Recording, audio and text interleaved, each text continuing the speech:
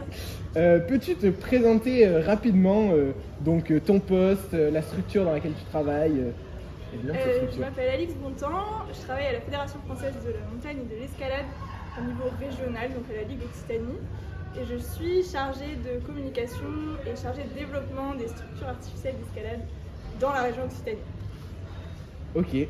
En quelques mots, quelle est ta mission principale dans cette association? Du coup, j'ai deux missions principales. La première qui est de valoriser les actions de la Ligue auprès de nos partenaires, du grand public, de nos licenciés, et de développer les structures artificielles d'escalade dans la région, donc de faire en sorte qu'un maximum de clubs puissent avoir une structure d'entraînement, une structure de pratique et d'accès aux cours loisirs par exemple, sur toute la région, donc de densifier la quantité et la qualité des espaces de pratique. Ok, trop bien. Est-ce que tu peux en dire plus sur ton parcours? Donc, quel a été ton parcours d'études? J'ai d'abord fait une prépa, j'ai un parcours un peu atypique. J'ai fait une prépa économique à Toulouse, puis une licence d'économie et un master en économie. Et je me suis ensuite réorientée dans le management du sport à Paul Sabatier en M1 et j'ai refait un master après mon master en économie. Donc j'ai une double casquette économiste et management. As-tu suivi une formation en management du sport ou est-ce que tu as appris sur le terrain? En fait, tu as complètement répondu à la question. J'ai appris sur le terrain, mais j'ai quand même suivi une formation en management du sport. Oui. Quelles compétences sont indispensables selon toi pour travailler dans une association sportive? L'autonomie, parce qu'on est souvent seul dans pas mal de structures, dans des petites équipes. La gestion de projet, parce que souvent on est quand même seul à gérer un projet dans son intégralité, donc il faut savoir un peu tout faire. Et la rigueur, pour éviter que ça parte dans tous les sens, comme on est beaucoup en lien avec des bénévoles, il faut arriver à suivre et à être bien organisé. Ok. Pourquoi avoir choisi ce secteur, donc associatif, plutôt que privé avec beaucoup d'argent? C'est une bonne question. J'espère qu'ils comprennent. C'est assez naturel, j'ai une fibre associative depuis que je suis petite, j'étais dans des clubs. Et le secteur privé proposait moins cette autonomie et cette capacité à faire plein de projets différents et à mener un peu les projets qui nous plaisent. Donc ça, et puis le fait d'être dans des petites équipes et d'avoir une grande liberté. Ok. Quel est l'intitulé exact de ton poste? Chargée de mission communication et développement des SAE, structures artificielles d'escalade. Ok. Quelles sont tes missions principales au quotidien? Du coup, je gère toute la stratégie de communication de la Ligue, les relations avec la presse, la représentativité sur le terrain, donc la captation vidéo sur les compétitions, la captation photo, le lien avec les partenaires institutionnels ou les partenaires privés. Donc ça pour la partie communication. Pour la partie SAE, je vais accompagner les clubs et les collectivités à faire sortir de terre des structures artificielles d'escalade ou à rénover des structures déjà existantes. Voilà, grosso modo, donc c'est des missions d'assistance à maîtrise d'ouvrage pour être précis. Ok, trop bien. Plus précisément, à quoi ressemble une journée type? Il n'y a pas de journée type. Il n'y a pas de journée type, je peux travailler le week-end comme la semaine, ou les deux. On peut avoir des réunions en soirée parce qu'on est en lien avec des bénévoles assez souvent. Ça peut commencer à 9h comme à 11h. C'est assez flexible et il faut être très rigoureux sur le suivi des heures et la gestion de son temps pour ne pas se laisser trop entraîner dans le flot de travail. Parce qu'avec la gestion de plusieurs projets, on est souvent amené à faire des grosses journées. Mais ça s'équilibre en fonction des périodes. En fait, il y a des périodes très chargées, d'autres beaucoup moins.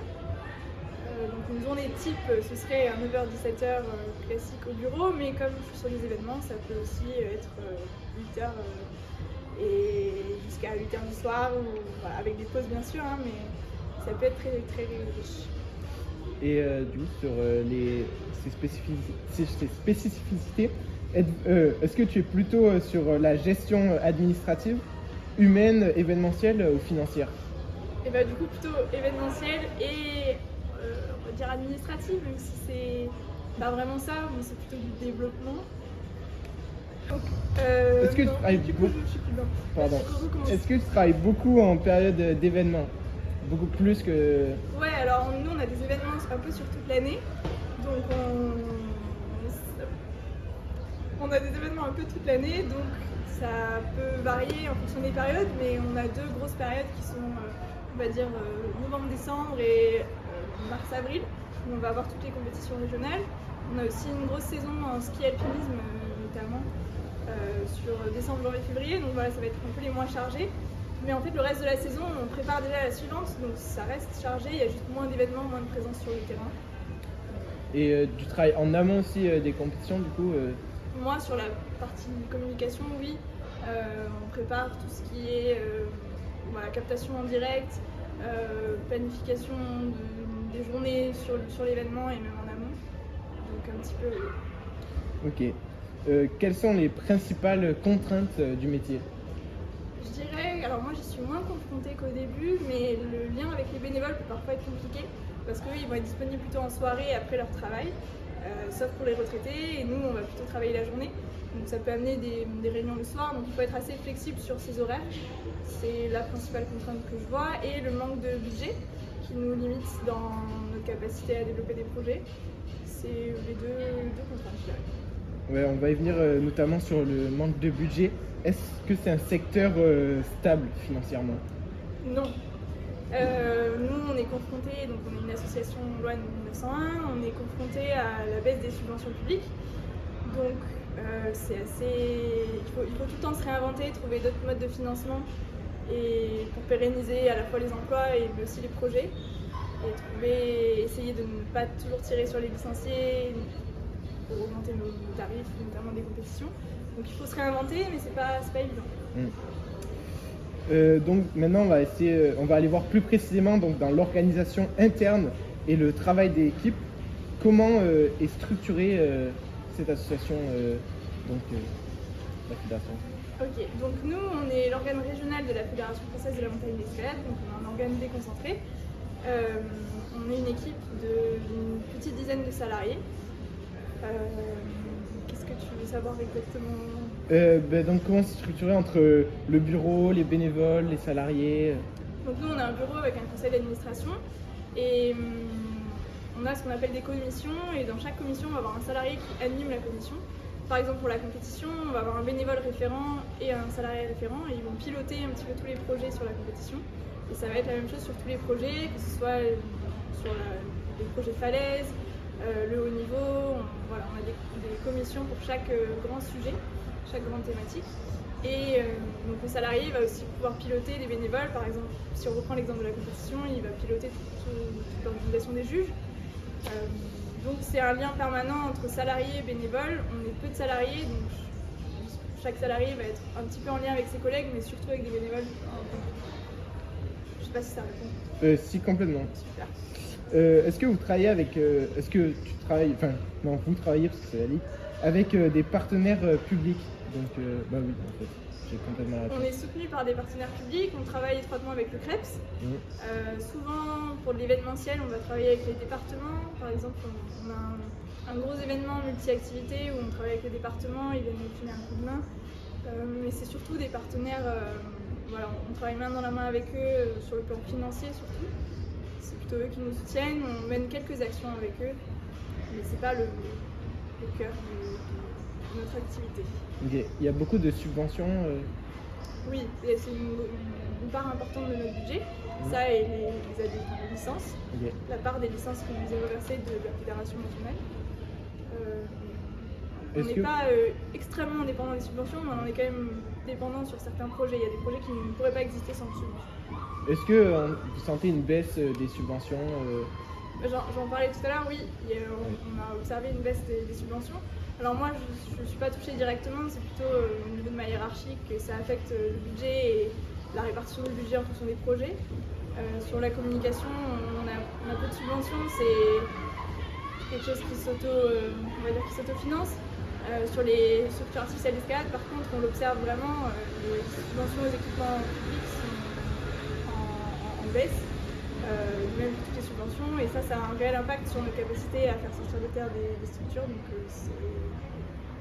on dépend des subventions. Ok. Depuis combien de temps tu occupes ce poste au sein de la Ligue? Alors, ça fait 3 ans que je suis à la Ligue, mais je suis rentrée en service civique, puis en alternance. Et là, je suis en CDI depuis septembre, donc ça va faire ça fait 6 gros mois. Mais ça fait 3 ans au total. Ok.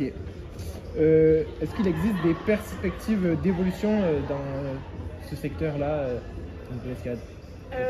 La fédération se développe, on est une des fédérations les plus dynamiques. Le nombre de licenciés augmente très très fortement et on a de plus en plus de salariés, que ce soit au niveau national ou au niveau régional. Donc oui, il y a des perspectives de développement. Après, ça tout dépend de l'engouement de l'engouement et de ce qu'on en fait au niveau de l'escalade notamment, qui est notre sport phare. Si l'engouement continue à croître, on va croître avec lui et on va continuer à se développer, sinon il faudra se réinventer. Mais je pense qu'il y a des perspectives plutôt optimistes. Oui. Qu'est-ce qui te plaît le plus dans ton travail? Je ne m'ennuie pas. Les jours ne se ressemblent pas en fait, il n'y a pas de jours qui sont les mêmes. Effectivement, il y a des récurrences, il y a des choses qui se répètent un petit peu tout le temps, mais chaque projet est différent, notamment au niveau des structures artificielles.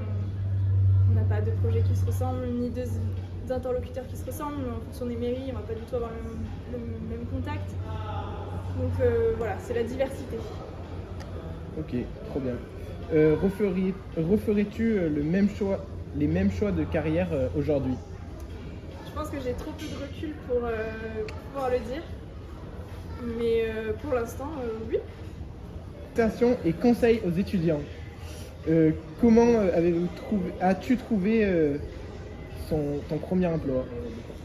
Moi, ça s'est fait un peu de manière fluide parce que je suis rentrée en service civique à la Ligue et ça a tellement bien matché, on s'est tellement plu mutuellement que j'ai pu rester et donc j'ai fait une alternance et j'ai repris un master pour rester en partie. Donc le poste a été assez logique derrière l'alternance. Comment as-tu trouvé ton premier emploi stage? Oui, moi ça s'est fait de manière assez naturelle parce que je suis rentrée en service civique à la Ligue sur un projet très précis et on s'est plu mutuellement, donc on a décidé de continuer ensemble. Donc j'ai pas eu réellement à faire de recherche d'emploi, si ce n'est recherche d'un service civique. Ok. Le réseau et le bénévolat sont-ils importants pour débuter? Oui, alors c'est une question très générale, mais de manière générale, oui. Le bénévolat, c'est à double tranchant, parce qu'une fois que tu es bénévole, c'est difficile de sortir du bénévolat. Mais Le réseau et le bénévolat sont-ils importants pour débuter? moi je dirais que oui, je ne l'ai pas vécu personnellement, mais de manière générale, c'est utile. Le bénévolat, je trouve que c'est à double tranchant, parce qu'une fois que tu es bénévole, c'est difficile de sortir de ce statut-là et d'être vu comme un pro. Et on se rend compte que ton action est nécessaire au-delà d'un simple bénévolat. Mais par contre, le réseau, oui, sans aucun doute, tout se fait par réseautage. Et ça, moi, je me rends compte de plus en plus. Ok. Quelle expérience faut-il absolument avoir sur un CV étudiant? J'en sais rien du tout. Alors on passe. Quel conseil donneriez-vous à des étudiants de L2 qui veulent travailler dans le management sportif associatif? Je dirais qu'il faut aller sur le terrain. Parce que ce qu'on voit en cours, ça suffit pas si on ne met pas en pratique. Moi, j'ai eu la chance d'être en alternance sur mes 2 années de master. Et sans l'alternance, je pense que j'aurais été un petit peu perdue sur ce que j'étais capable de faire. Et je trouve qu'aller sur le terrain, ça permet de se rendre compte de sa valeur et de ce qu'on est capable de faire et ce à quoi on va pouvoir servir. Et donc trouver de l'intérêt dans ce qu'on va faire dans la suite de nos études. Donc je dirais aller sur le terrain. J'ai dit que c'était à double tranchant, mais être bénévole, aller faire du bénévolat et des petites missions, donner des coups de main dans des clubs, essayer d'aller un petit peu à toutes les échelles, dans le privé, dans le public, sur des tout petites assos comme sur des grosses. Sur des tout petits assos, l'avantage c'est que tu pourras vraiment toucher à tout et je pense que ça c'est très intéressant. Ok. Serais-tu ouvert à participer à des événements étudiants? Oui, mais pourquoi faire? Enfin oui. Oui, comme forum des métiers. Ah oui, bien sûr. Ah oui, c'est vrai que ça. Serais-tu ouvert à participer à des événements étudiants? Oui, bien sûr. Refais-la, on a rigolé. Mes frères. Refais-la, s'il te plaît. Ok. Serais-tu ouvert à participer à des événements étudiants comme le forum des métiers? Aucun souci. Et ben merci beaucoup Alix de nous avoir accordé ton temps. Avec plaisir.